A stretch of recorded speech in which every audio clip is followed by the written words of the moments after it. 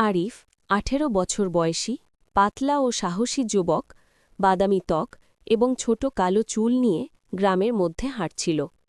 তার হাতে ছোট একটি বাতি জ্বলছিল, মুখে ধুলো এবং ক্লান্তির ছাপ।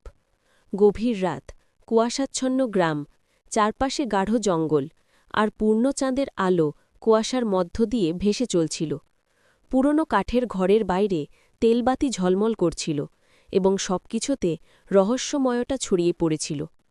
হঠাৎ বজ্রপাত হল। আরিফ চোখ বুলালেন এবং কুয়াশার মধ্য থেকে বিশাল, ধোঁয়াটে, কালো ত্বকের এক দৈত্য বের হয়ে আসল। তার লাল চোখ জ্বলছিল, দীর্ঘ বাঁকানো শিং এবং ভাঙা চেন ঝুলছিল হাতে ও বুকে। দৈত্যের চারপাশে ঘন ধোঁয়া ঘুরছিল এবং এটি ভয়ঙ্করভাবে গর্জন করছিল। আরিফের হৃদয় দ্রুত ধড়ধড় করছিল, কিন্তু সে সাহস হারাল না। সে মাটিতে পোড়া প্রাচীন নীল আলোযুক্ত তলোয়ার তুলল। বাতি পড়ে গেল, আর কুয়াশা আরও ঘন হয়ে গেল। আরিফ দৃঢ়ভাবে দাঁড়াল, চোখে সাহস ও দৃঢ়তা। দৈত্য তার দিকে এগিয়ে এলো, ধোঁয়া ঘিরে লাল চোখ জ্বলছে, কিন্তু আরিফ পিছিয়ে গেল না। আরিফ তলোয়ারের আলো উঁচু করল। বজ্রপাতের সাথে সাথে তলোয়ারের নীল আলো ছায়ার দৈত্যকে ছেদ করল। দৈত্য চিৎকার করে কালো ধোঁয়ায় মিলিয়ে গেল। ধোঁয়া মিলিয়ে যাওয়ার পর সূর্য ধীরে ধীরে উঠল।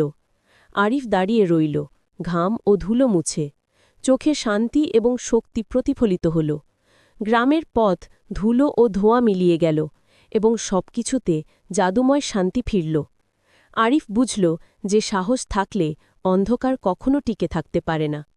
বন্ধুরা, এই গল্পটি এনেছে ছোট রং ৩D, ছোটদের জগতের রঙিন 3D অ্যাডভেঞ্চার। ভিডিওটি যদি তোমার ভালো লেগে থাকে তাহলে লাইক এবং সাবস্ক্রাইব করতে ভুলো না, এবং বন্ধুদের সঙ্গে শেয়ার করো। নতুন অ্যাডভেঞ্চারের জন্য নোটিফিকেশন বেল অন করে রাখো।